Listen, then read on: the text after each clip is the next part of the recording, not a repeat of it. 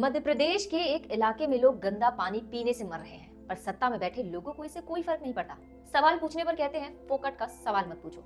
किसी का बच्चा मर गया, किसी का कोई अपना, लेकिन जिस जनता ने सत्ता में बिठाया वहां के सरकार के एक मंत्री को इससे घंटा फर्क नहीं पड़ता। जरा सुनिए इस मंत्री के बोल।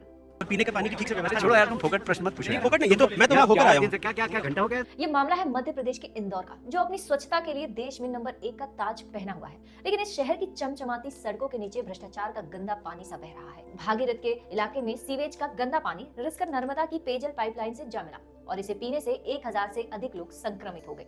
दर्जनों अस्पताल में अब भी भर्ती हैं और कई मासूम बच्चों और बुजुर्गों की तो मौत हो चुकी है। सरकारी आंकड़े कहते हैं कि 10 लोगों की मौत हुई है, लेकिन स्थानीय लोगों का दावा है कि 14 से 15 लोगों की मौत हो चुकी है। लेकिन वहां के मंत्री से जब सवाल किया गया तो कहते हैं फोकट का सवाल मत करो, घंटा हो गया है। ये कैसा अहंकार है। सत्ता की कुर्सी के घमंड में डूबे मंत्री को जब लगा कि डैमेज हो चुका है तो उसके कंट्रोल में लग गए, ट्वीट पर ट्वीट करने लगे। भाजपा सरकार इसे उनका व्यक्तित्व तनाव का नाम दे रही है। बाकी सबको पता है ये तो सत्ता का घमंड है। इस मंत्री के लिए गरीब और मजदूर के बच्चों की जान की कोई कीमत ही नहीं है। ये वही लोग हैं जो वोट मांगने के लिए जनता के पैर तक धोते हैं और सत्ता में आते ही इनको लगता है कि इनसे बढ़कर तो कोई है ही नहीं। अगर होता तो जब जनता ने शिकायतें करनी शुरू की थी तब किसी ने इस पर ध्यान क्यों नहीं दिया।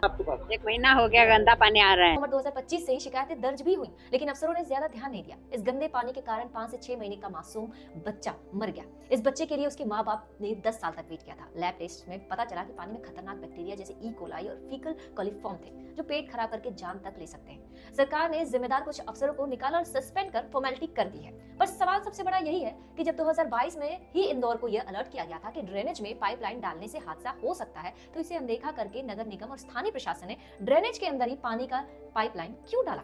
क्या ये जानबूझकर लोगों की जान के साथ खिलवाड़ नहीं है?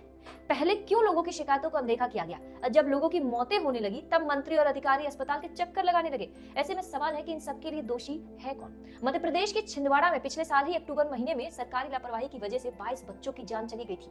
जहरीला सिरफ बिकता रहा, लेकिन किसी को कानो कान खबर तक नहीं रही। जब बच्चों की मौतें हुई तब सरकार की नींद खुली। इसके बाद पर्चा लिखने वाले डॉक्टर और कंपनी के मालिक समेत अन्य लोगों की गिरफ्तारी शुरू हुई। लेकिन इसे मंजूरी देने वाले भ्रष्ट अफसरों का क्या? उनके खिलाफ एक्शन कब लिया जाएगा? लापरवाही को जड़ से खत्म करने की बजाय बस छटाई कर देने से काम नहीं चलेगा। जब ऐसे भ्रष्ट विधायक या नेता पर चाबुक चलेगी तब जाकर ऐसी लापरवाहियों पर लगाम लगेगी। कमेंट करके अपनी राय जरूर बताएं और हाँ, चैनल को जरूर सब्सक्राइब करें। जय हिंद।